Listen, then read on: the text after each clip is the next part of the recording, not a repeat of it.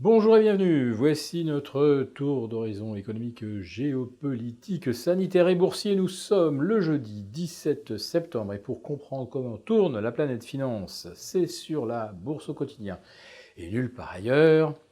Et l'épisode du jour s'intitulera Quelle sera la prochaine licorne à se payer 1000 fois son chiffre d'affaires? Ouais, enfin, je ne sais pas s'il faut rire, ou en tout cas très nerveusement, ou en pleurer. Mais enfin, quand vous voyez une IPO, une introduction en bourse, hier à Wall Street, se solder par le doublement de la valeur d'un titre qui était déjà valorisé à des niveaux stratosphériques, on se frotte les yeux et on se demande si tout le monde n'est pas devenu complètement dingue. En fait, il y avait deux introductions hier. Il y avait aussi JFrog, qui n'a pris que 47% à l'ouverture, partant d'une valorisation qui était déjà stratosphérique. Mais je vais en revenir quand même à la licorne du jour, le fameux Snowflake, qui fait quoi? Du partage de données dans le cloud, de la gestion de data à grande échelle. En fait, Snowflake n'a aucune sorte d'existence matérielle, on va dire, hein.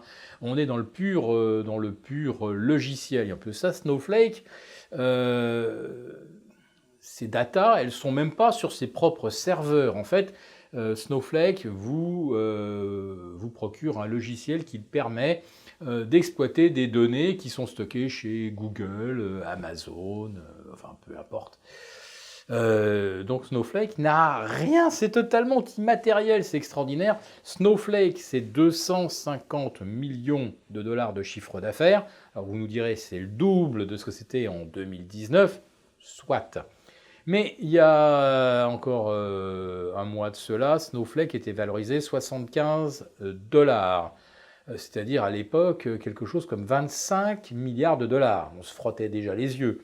Une boîte qui allait s'introduire à 100 fois le chiffre d'affaires. Non mais où on est où là? Et puis finalement le prix d'introduction retenu est de 120 dollars. Donc là on est à plus de 33 milliards de dollars de capitalisation.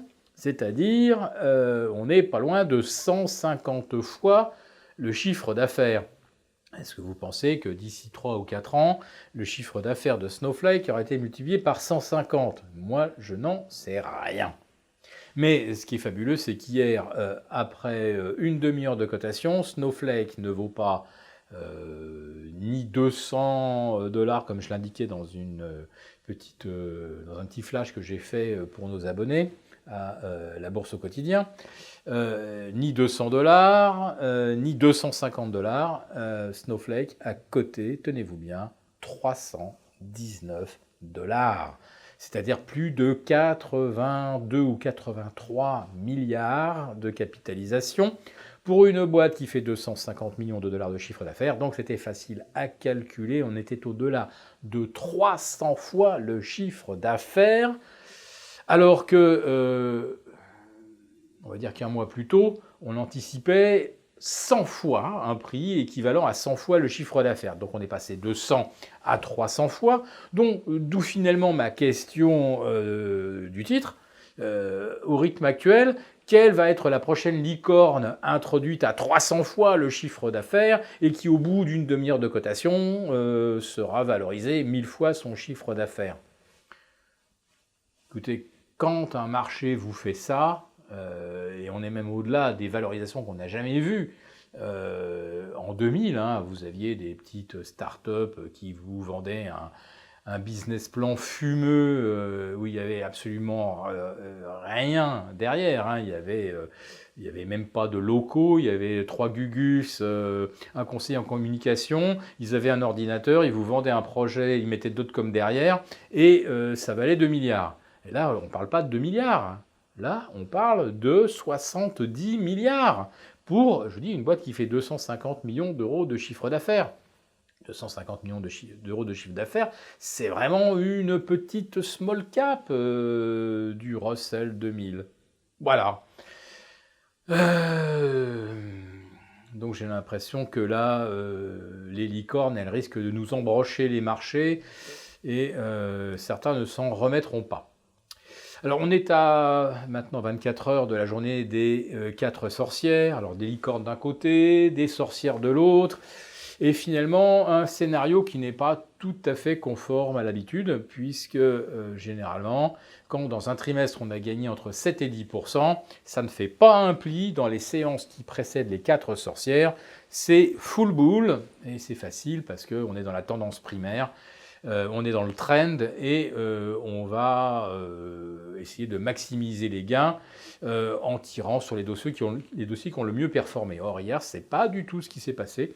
Les titans du Nasdaq qui ont permis de gagner à un moment jusqu'à 17% depuis le 19 juin dernier, eh bien, ces titans ont consolidé, voilà. Mais peut-être qu'effectivement, il fallait se faire quelques liquidités, prendre quelques bénéfices sur Apple, sur Amazon, sur Facebook pour acheter du Snowflake. Voilà.